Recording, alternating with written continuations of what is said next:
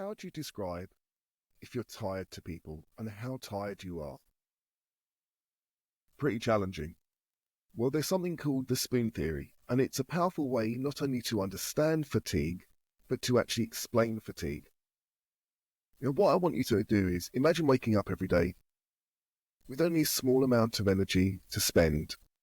Every little task like getting out of bed, walking to the bathroom, brushing your teeth, putting your socks on, combing your hair if you have any. I don't. Making breakfast, getting dressed, writing an email, talking to somebody, communicating with somebody. All of it costs you energy. Now just imagine running out of that energy by breakfast, lunchtime. You're running out of energy all the time. And it sounds exhausting. For some people who have got chronic fatigue or have got a hidden disability that means that they're exhausted, they might be, for example, cancer survivors who might have ongoing fatigue. This is an everyday reality for some people. Here's the thing, there's one simple concept that helps explain it better than anything else, and it's called the spoon theory. So, the spoon theory was created by a lady called Christina Mizzanidero, who has lupus. When a friend asked her what it was like to have her illness, Christine grabbed a spoon, and every spoon she had, and she explained the spoon represents a unit of energy. So that's how the spoon theory was created. It's a way of illustrating and demonstrating the invisible limits of fatigue. Here's how it works. What I want you to do is imagine that one spoon represents a unit of energy. Now here's the thing. Most people have an unlimited amount of energy. They can go on, they can do, and they can just carry on doing and pushing through. They wake up, they go about, they brush their teeth, they go to the bathroom, they go about their everyday work and their daily life. And they're using up energy, but they're not thinking about it. But for someone who, and I'm going to use the word carefully, it suffers from fatigue, they have a limited amount of spoons. Every task that they use uses up a spoon. It's a unit of energy. So what I want you to do is, let's say somebody starts off with 20 spoons. Actually, physically getting up from bed might cost them one spoon. That's one unit of energy. Then it's actually getting out of bed. That's another spoon. Then going to the bathroom, that might consume 2 spoons. And they've only got 20 spoons to use during the day. So they've used up, if my maths is right, 1/5 of their energy just by getting up. And as every single task progresses, they're using up more and more and more spoons. Just picture this, you making a phone call, writing an email, communicating with somebody who you might not want to communicate with or you might find challenging.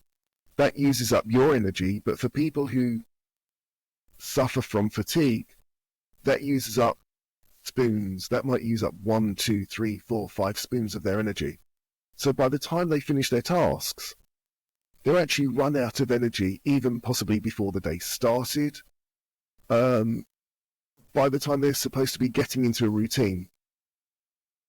Here's the thing. When the spoons have run out, the energy's run out, it's gone. And that energy level needs to be got back. And you might have to borrow spoons from tomorrow, but you're working on a deficit. And on a personal note, I've seen people who have survived cancer, who've gone through cancer, and the fatigue is ongoing. And what happens is that the effects and the late effects of the chemo and radio have really meant that actually, while they may have been cured of cancer and cancer-free, those effects and late effects are ongoing, and actually they might still be exhausted. And that impacts their life, but it's a hidden disability. So, for example, again, I'm just thinking of people that I know who've survived cancer and kids that have survived cancer. They're cancer-free, they're in school, the school is arranging their timetable, but what they're not thinking about is actually how much energy the child is using to go from one classroom to another, to listening to that information. And all the time, it's consuming energy, it's consuming spoons, but people don't realize the amount of spoons that it's really consuming. And again, my daughter had a brain tumor, and my daughter's a cancer survivor. And I can see people that we know who struggle with this, but it's not written down that, oh, I've survived cancer, I suffer from fatigue. It's just the person looks tired. You've also got, and it might not necessarily relate to chronic fatigue, but it's actually parents and carers and people who work with people who have got hidden and visible disabilities. The amount of pressure that they're actually under, the battles that they've got to do, the conversations that they've got to have, it's all challenging, and it all consumes spoons. So people might zone out, switch off, not pay attention. But really what they're doing is they're trying to get their energy levels up so they can then move on to the next task. So they're not exhausted, and so they don't lurch from one thing to another. Now, again, I know personally, I've seen people who suffer from fatigue. And what they do is they literally have to, pardon me, they have to take a rest during the day. They literally have to take a 15, 20-minute, half-hour, 2-hour, 3-hour power nap. Now, it's not that they're lazy. It's not that they're not doing things. It's just they need to recoup their energy levels, get their spoons back up, because they're simply exhausted. And that fatigue is real. And the best way I can describe it is it's within their bones. Have you ever been so tired it hits your bones, you can feel it in every single part of your body? You're just exhausted. You can't function, you can't think, and you literally just need to stop and breathe and get those energy levels up. So the spoon theory is a way of giving people with fatigue a way of explaining the challenges that they face. It's a way of connecting to people so that people can understand, so people can visualize, people can see, there's something tangible that people can see about the energy levels. People can imagine spoons dropping. Now, here's the thing, and I need to ask something from you. It's a request. Can you share the spoon theory?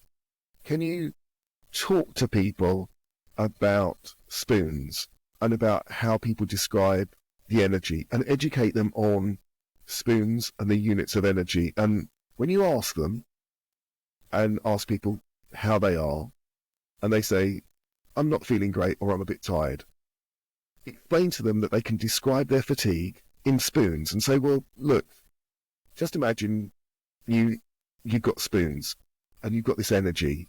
How many spoons have you used up? Explain to them the spoon theory. And then rather than going up to them and asking people, how are you? And possibly not really paying attention to somebody and not saying, well, how are you? Okay, I'm feeling a bit tired. No, actually ask them, how are you feeling? How many spoons have you used so far? Initially, people might feel think it's a bit odd, but actually you get into this rhythm of, how are you feeling? Okay, I'm feeling tired. How many spoons have you used? 2 spoons. People start feeling more comfortable about talking about the fatigue. There isn't the stigma about it. And it's showing that you care. It's also it's finding solutions to a real world problem, which is fatigue. And because this is that we can access a YouTube channel, and because I'm talking and we're all about maximizing people's potential, actually understanding people's fatigue levels, understanding how people work, their rhythms, is all about fundamentally maximizing their potential. So the spoon theory actually fits into what we're doing, to how you can maximize somebody's potential. And fatigue is one of these things that people really don't talk about, but quite frankly, many people struggle with. Some people who suffer from chronic fatigue struggle far more. Some people who are under a lot of stress suffer from fatigue far more. But people don't want to talk about it. And critically, people don't particularly want to listen. But if you ask them, how are you doing? How are you feeling? I'm tired. How many spoons have you got? What do you mean? Oh, well, actually, the spoon theory is this. Then you might be able to get into a pattern with people to say that, how are you feeling? Oh, I've got 5 spoons. How many did you start with today? 5. You know that they're on form.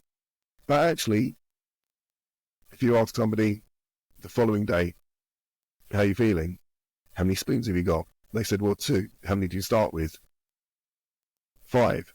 You're thinking, maybe we'll have an easier meeting. Maybe we'll take it easier because they're not in the right frame of mind.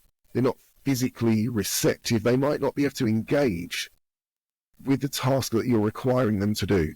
So the spoons, again, is a great way of understanding your ability to interact with somebody, and it supports your ability to listen to their tone of voice, watch their body language and everything else to get a much better picture of how the person overall is. I'd really love to know if you do share this. I'd love to know how it works. And really, if we can get more people talking about the spoon theory, that would be amazing, because the world, quite frankly, would be a far better place. Thank you so much for your time. If you can like, subscribe and share this, that'd be brilliant. Thank you very much.